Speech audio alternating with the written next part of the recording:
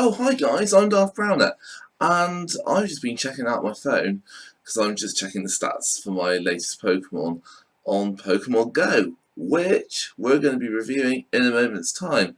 So without further ado, let's get on with the show.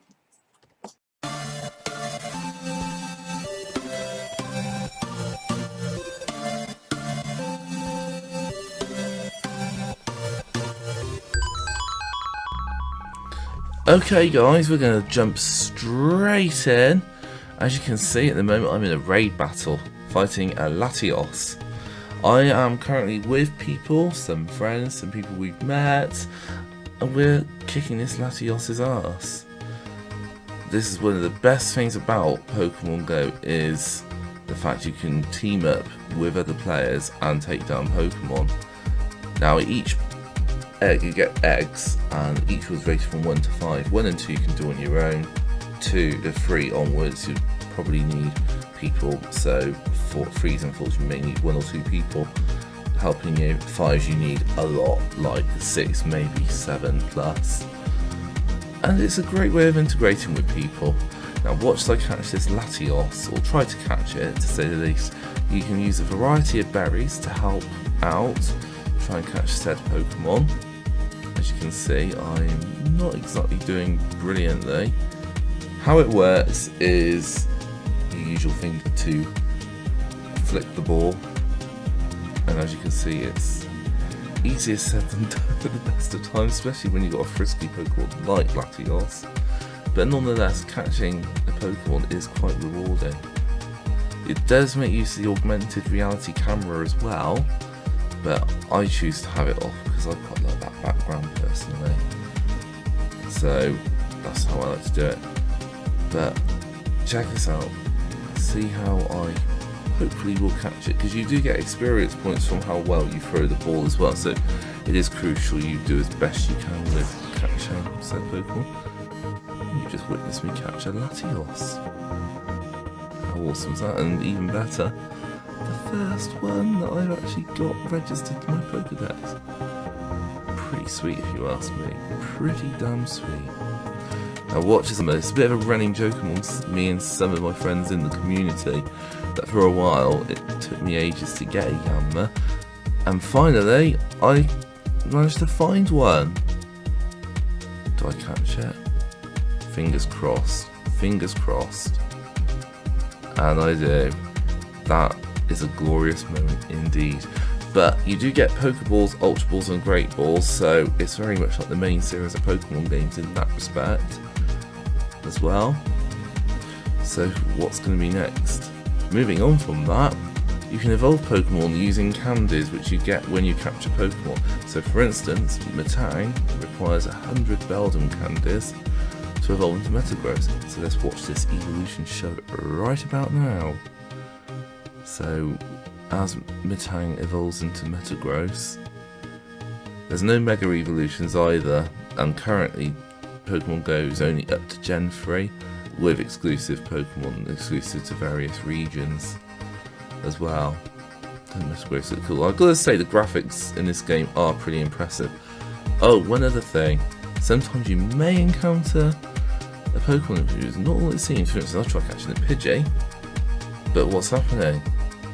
Yeah, some of them can be Dittos, which is handy for the quests that you get, because there's a quest in the game's special research tasks, which is effectively a story mode. It's a really good incentive to get out there and do tasks. You get rewards and things, you get field tasks and special tasks.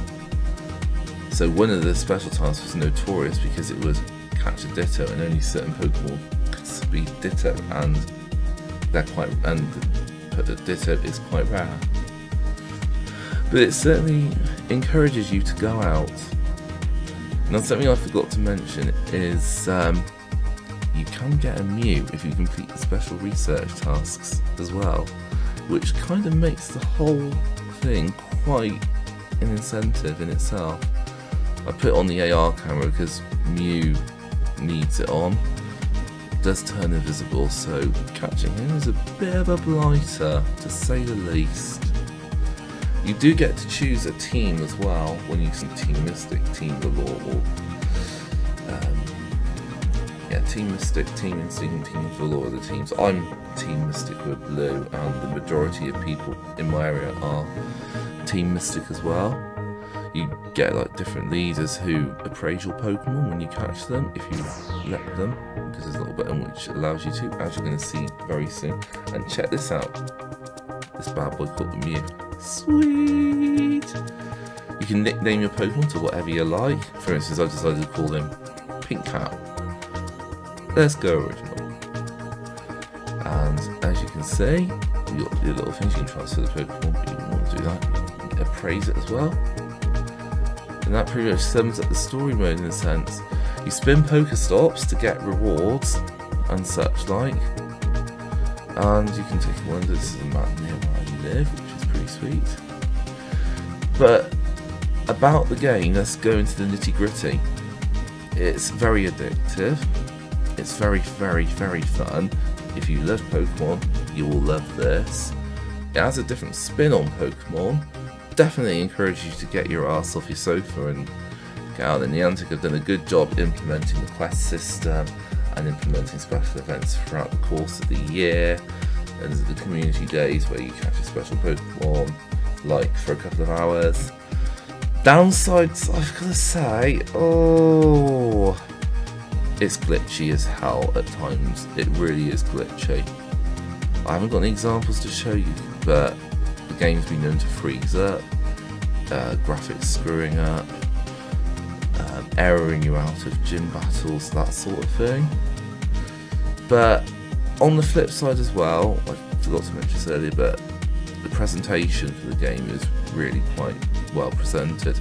It will eat your money if you let it. I mean, I've spent a lot of money on it myself, I'm not afraid to admit it, but it's quite rewarding. There's also a medal system where it encourages you to catch certain numbers of types. Here's a shop menu as well, and you can also customise your avatar, which is partly a complaint as well. It would be nice if there was more customization options for your avatar.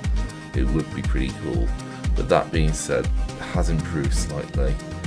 Oh yeah, you've got your items, you've got Pokemon that evolve via special items like Kingdra into the Dragon Scale, using the Dragon Scale, just on it with the metal coat to steal it, that sort of thing.